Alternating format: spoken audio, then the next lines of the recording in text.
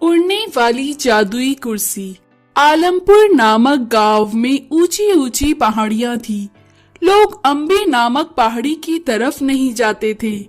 उनके पूर्वजों ने वहां किसी अंतिश नाम की चुड़ैल को कैद में रखा था। अंतिश पहाड़ी से नीचे नहीं आ सकती थी, इसलिए अंतिश चुड़ैल जंगल के पशु पक्षियों और पेड़ पौधों को खाती थी। एक दिन चुड़ैल बोली, इस जंगल के सारे पशु पक्षी और पेड़ पौधों को तो मैं खा चुकी हूँ। अब मैं क्या खाऊंगी? मुझे पहाड़ी से नीचे उतरने का रास्ता ढूंढना ही पड़ेगा, वरना मैं यहाँ भूखी मर जाऊंगी। अंतिश ने सोचा, अब मैं महाकाल की पूजा करती हूँ और उन्हें प्रसन्न करके उनसे वरदान मांगूंगी। फिर अंतिश ने 1 वर्ष तक पूजा करी और महाकाल से वरदान मांगा कि उसे उड़ने वाली एक कुर्सी दी जाए। महाकाल ने उसकी इच्छा अनुसार उसे एक जादुई कुर्सी दी, जो कुर्सी उड़ सकती थी, जिसमें बैठकर वो मंत्र बोलती, ओम भीम भाम कुर्सी मुझे ले जा गांव तक। और वो कुर्सी हवा में उड़ती। अंतिश उस कुर्सी में बैठ के गांव की नदी के पास गई और हवा में उड़ते हुए उसने अपना मुंह खोला। सारी मछलियां चुड़ैल के पेट में चली गई। अब अंतिश अपनी जादुई कुर्सी में बैठती और गांव, जंगल, नदी के ऊपर उड़ने लगी। एक बार गांव के खेत वालों ने अपना सारा अनाज बोरी में भरकर खेत में रखा था। अंतिश चुड़ैल वहां आई। उसे देखकर गांव वाले वहां से भाग गए और उस चुड़ैल ने सारा राशन खा लिया। अब चुड़ैल काफी ताकतवर हो चुकी थी। चुड़ैल गांव गई और गांव के लोगों से बोली, अब आज से मैं तुम लोगों को खाकर अपनी भूख मिटाया करूंगी। मैंने सुना है इंसान का खून बहुत मीठा होता है। अब मैं बहुत ताकतवर हूँ। गांव के सारे लोग घबरा गए। गांव का मुखिया बोला, देखो अंतिश, हम लोग अनाज उगाते हैं, हम वो अनाज तुम्हें दे देंगे, लेकिन तुम हमें मत खाओ। अगर तुम हमें खा लोगी तो तुम अनाज कहाँ से खा पाओगी? और अगर हम सब मर जाएंगे तो एक ना एक दिन तुम्हारे भूखों रहने की नौबत आ जाएगी। गांव के मुखिया का ऐसा कहना था तो इस पर चुड़ैल बोली, हाँ, बात तो तुम सही कहते हो, मुझे खाना भी चाहिए, और अगर तुम सब लोग मर जाओगे तो मेरे लिए अनाज कौन बोएगा? अब मैं हर महीने अनाज लेने आऊंगी। सारा का सारा अनाज मुझे मिलना चाहिए। गांव का कोई भी आदमी अनाज का एक दाना नहीं लेगा। हा हा हा हा। ऐसा कहकर अंतिश चुड़ैल कुर्सी में बैठकर उड़ गई और पहाड़ी पर चली गई। गांव के सारे लोग परेशान थे। अब वो लोग क्या खाएंगे? सारा अनाज अगर वो चुड़ैल को दे देंगे तो। गांव का एक लड़का अलबेला गांव के लोगों की परेशानी देखकर उसने एक योजना बनाई। अगली बार जब चुड़ैल आई तो वो अंतिश चुड़ैल की कुर्सी के पीछे लटक गया। जब चुड़ैल वापस जाने लगी तो कुर्सी हवा में उड़ी और नदी, जंगल, पत्थर पार करते हुए वो एक पहाड़ी पर पहुंची। कुर्सी के रुकते ही अंतिश अपने खंडर में चली गई और अलबेला भी कुर्सी में लटक कर वहां पहाड़ी पर पहुंच गया और वो पेड़ के पीछे जाकर छिप गया। उसने देखा चुड़ैल एक खंडर में रहती है। उसने इधर उधर देखा, कोई भी नहीं था। उसने सोचा, ये चुड़ैल इस कुर्सी से इधर उधर जाती है, अगर मैं ये कुर्सी यहाँ से हटा दूं तो ये चुड़ैल कहीं भी नहीं जा पाएगी। पर मैं अकेला इस कुर्सी को यहाँ से कैसे उड़ा के लेके जाऊं? मैं तो जानता भी नहीं कि वो क्या मंत्र पढ़ती है, ताकि ये कुर्सी उड़ाकर मैं अपने गांव ले जाता और फिर हम लोग इसे जला देते। फिर वो चुड़ैल हमारे गांव कभी नहीं आ पाती। तभी अलबेला उपाय सोचने लगा। उसने इधर उधर देखा। अलबेला को वहां एक दूसरी कुर्सी दिखी। अलबेला ने किसी तरह जादुई कुर्सी को छुपाया और उसकी जगह मामूली कुर्सी रख दी। जब सुबह चुड़ैल बाहर आई तो अलबेला ने उसकी आंखों में मिर्ची उड़ा दी। मिर्ची वो अपने साथ लेकर आया था। चुड़ैल आंख मलती हुई अपनी कुर्सी पर बैठ गई और अलबेला उस जादुई कुर्सी में बैठ गया।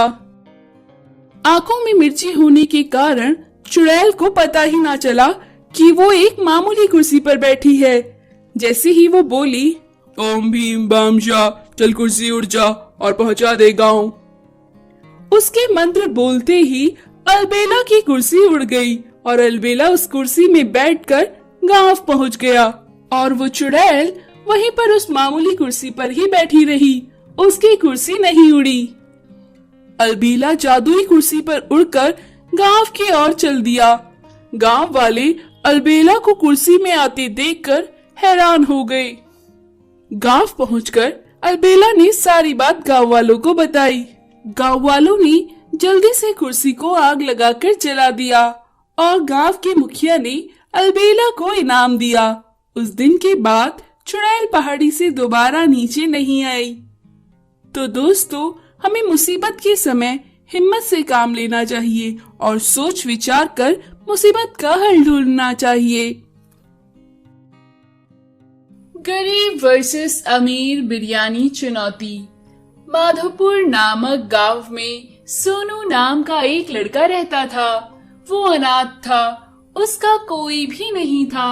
वो दिन में लोगों के लिए काम करता और जो लोग उसे खाने के लिए देते उसे चुपचाप वो खा लेता था और गांव के ही मंदिर में सो जाता था, पर किसी से भी भीख नहीं मांगता था। सोनू देखने में बहुत सुंदर था। ऐसा लगता था मानो किसी अमीर घर का नौजवान हो। एक बार सोनू बगल के गांव में काम करने के लिए गया था। काम से लौटते वक्त अंधेरा हो गया और तेज आंधी, तूफान और बारिश शुरू हो गई। सोनू बारिश से बचने के लिए एक जमींदार के घर जा पहुंचा। बारिश के रुकने का इंतजार करने लगा। जमींदार अंदर से सोनू को देखा और उसे अंदर बुलाया।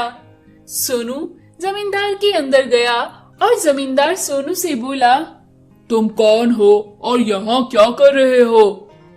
सोनू बोला, मैं एक अनाथ लड़का हूँ, यहाँ मैं काम करने आया था। काम करते करते देर हो गई, घर को लौट रहा था तो बारिश शुरू हो गई। भीगने से बचने के लिए मैं यहाँ आ गया। आज रात मुझे यहाँ रुकने दीजिए, कल सुबह होते ही मैं यहाँ से चला जाऊंगा। जमींदार बड़ा ही दयालु था। वो सोनू को घर के अंदर ले गया और साथ में खाना खाने के लिए बोला। जमींदार की बेटी ने खाने में बिरयानी परोसी, जिसे देखकर सोनू के मुंह में पानी आने लगा और वो तुरंत ही बिरयानी खाने लगा। सोनू ने जितना बिरयानी रखा था वो सारा चट कर गया। फिर जमींदार ने सोनू से पूछा, तुम क्या काम करते हो? तो सोनू बोला, कुछ नहीं साहब, मैं छोटा मोटा काम करता हूँ जिससे अपना पेट भर सकूं। जमींदार बोला, आज से तुम हमारे यहाँ काम करने आ जाना और यहीं रहना। सोनू उनकी बात सुनकर खुश हुआ और मान गया। अब सोनू जमींदार के घर का काम करता और वहीं रहता था। जमींदार की बेटी को धीरे धीरे सोनू से प्यार हो गया। एक बार जमींदार सोनू को अपने साथ कुशीनगर के जमींदार धनीराम के वहाँ ले गया। वहाँ भी जाकर सोनू सबका हाथ बटाता था। धनीराम की पत्नी ने सोनू राम की गर्दन पर एक निशान देखा और तुरंत धनीराम से बोली, सुनो जी, इस लड़के की गर्दन पे वही निशान है जो हमारी लड़की की गर्दन पर बचपन में था और वो खो गया था। धनीराम ने सोनू से पूछा, यह तुम्हारे गर्दन पर निशान कैसा है बेटा? सोनू बोला, ये तो निशान बचपन से ही मेरी गर्दन पर है। फिर जमींदार धनीराम बोला, क्या तुम अनाथ हो? सोनू बोला, हाँ, मेरा कोई नहीं है, मैं एक मेले में खो गया था।